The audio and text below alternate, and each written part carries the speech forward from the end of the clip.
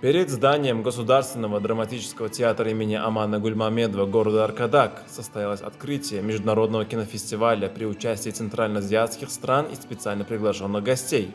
Первыми по ковровой дорожке прошли представители киностудий Туркменистана, за ними участники кинофестиваля Казахстана, Кыргызстана, Таджикистана, Узбекистана и Азербайджана. После на ковровую дорожку вступили приглашенные гости из Турецкой Республики, среди которых Бурак Озчивит, известный своими ролями в телесериалах «Великолепный век», «Основание Осман», «Королек, птичка певчая», «Черная любовь».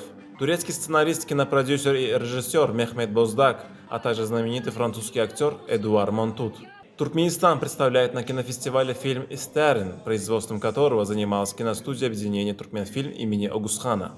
Церемония открытия в театре имени Амана Гульмамедова началась с поздравительного обращения президента Туркменистана к участникам фестиваля. Batı'daki Türk kardeşlerimizden selamlarımızı getirdik. Hepsinin size bol bol selamı var.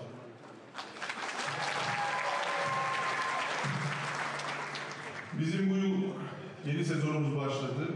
Biz de setten geldik buraya. Dizi çekimleri vardı. Mehmet Bey'den biz 2-3 yıldır zaten Türkmenistan'ı duyuyoruz. O bize hep anlatıyordu. Mükemmel bir yer diyordu. Masal diyarı gibi diyordu.